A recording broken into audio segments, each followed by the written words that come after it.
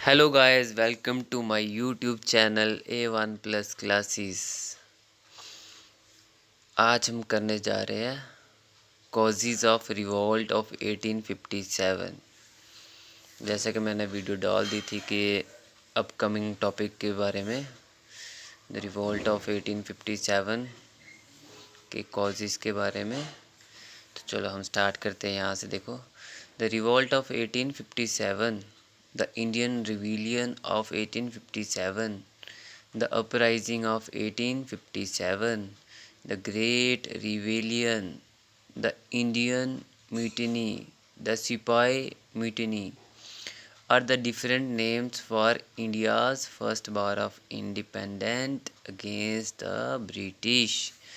तो भाई जो रिवॉल्ट ऑफ 1857 है उसको अलग अलग नामों से जाना जाता है, जो कि यहाँ पे हमने पढ़े अभी।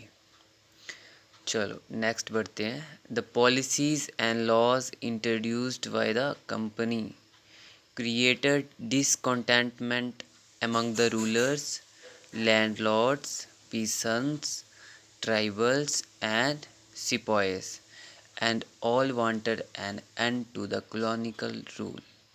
The company appointed residents who were made to intervene in the affairs of the state।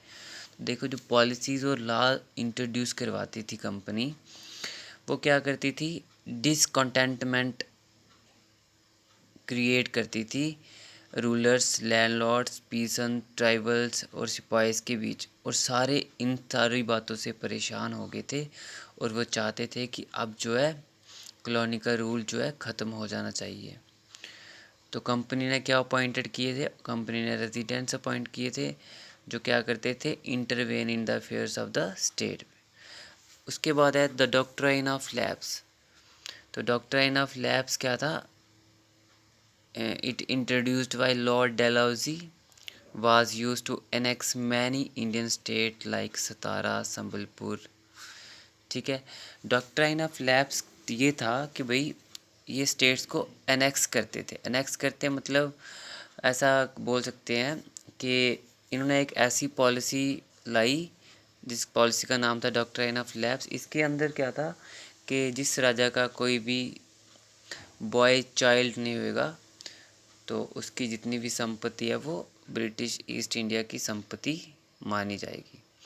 देखो, तो सबसे जो एक क्वेश्चन ये आ सकता है, जो सबसे पहली स्टेट थी डॉक्ट्राइनल लैब्स के अंडर वो कौन सी थी? सतारा थी, जिसको अनेक्स किया गया था। संबलपुर आ गया, उदयपुर आ गया, झांसी आ गई, नागपुर आ गया। ठीक है, ये भी थे इसमें।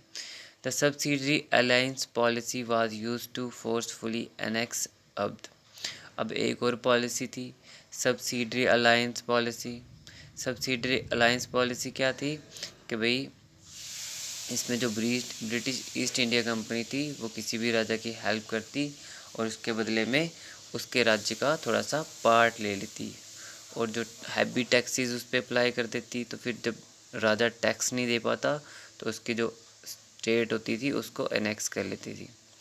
नेक्स्ट बढ़ती है, the company hands plan to bring an end to the Mughal dynasty.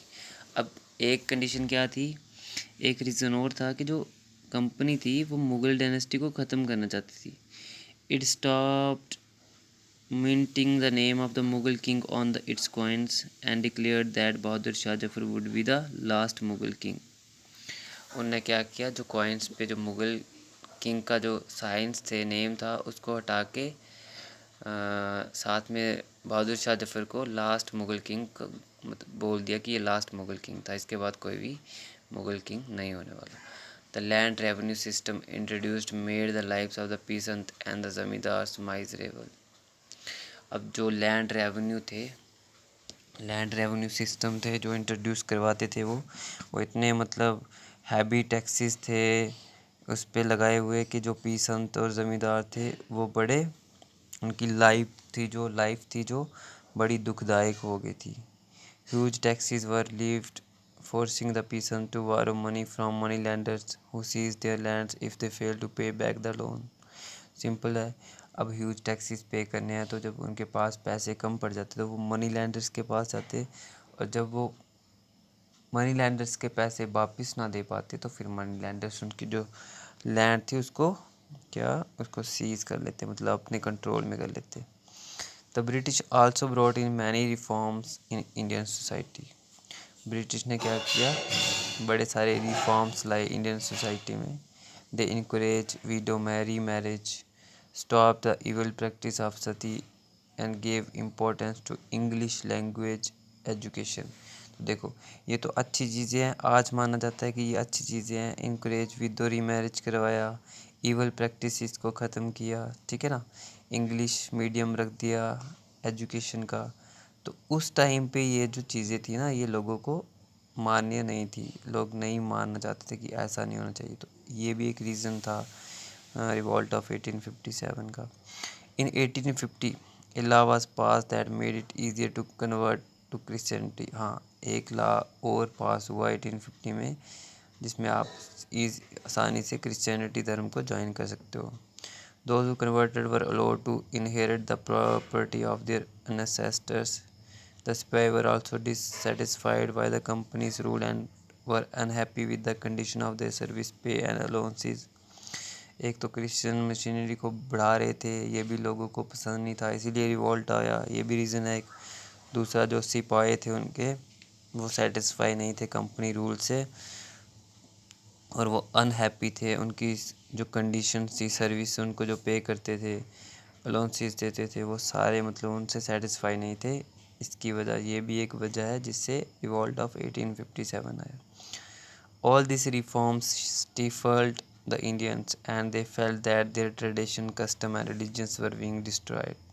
तो सिंपल सी बात है, जब ये सारी चीज़ें होंगी तो किसी भी इंसान को लगेगा कि उनके ट्रेडिशंस, कस्टम्स और रिलीजन्स पे खतरा मंडरा रहा है, वो ख़त्म हो सकता है।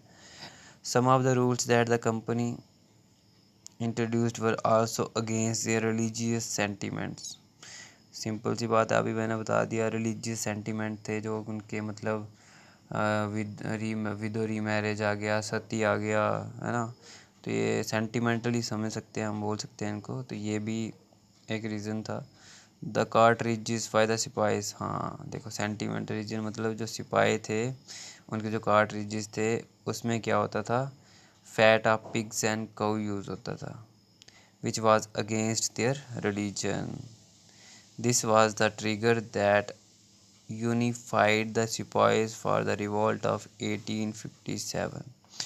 ये फिर एक मतलब ट्रिगर बन गया जिसने सबको इकट्ठा किया और रिवॉल्ट ऑफ 1857 हमें देखने को मिला उस टाइम। आज के लिए कॉजेज़ में इतना ही था। नेक्स्ट टाइम पढ़ेंगे इसके इफ़ेक्ट के बारे में। And thanks for watching. Please subscribe A1 Plus classes for more videos. Please subscribe our channel A1 Plus classes. Thank you.